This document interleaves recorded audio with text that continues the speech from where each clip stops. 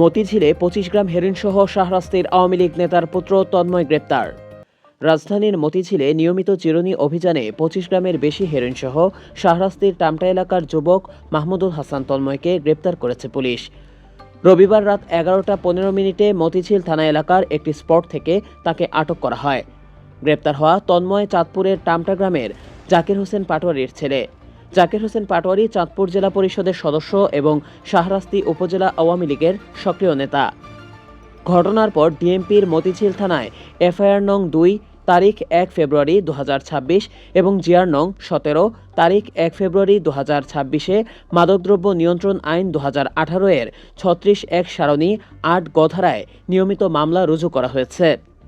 তদন্ত কর্মকর্তারা জানাচ্ছেন, তন্ময়ের কাছ থেকে উদ্ধার করা হেরোইনের বাজার মূল্য কয়েক লক্ষ টাকা। এই পরিমাণ হেরোইন বহন করা কোনো বিচ্ছিন্ন ঘটনা নয় বলে তাদের ধারণা। তিনি রাজধানীতে সক্রিয় একটি বড় মাদক নেটওয়ার্কের সঙ্গে যুক্ত কিনা তা খতিয়ে দেখা হচ্ছে। তাদের মতে, এমন মালামাল বহনের পেছনে শক্তিশালী চক্র থাকার সম্ভাবনা খুব বেশি।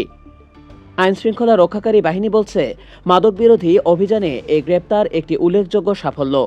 তাদের বিশ্বাস, তন্ময়কে আটকের ঘটনা রাজধানীর মাদক সরবরাহ চক্রের আরও গুরুত্বপূর্ণ সূত্র উন্মোচনে সহায়তা করবে।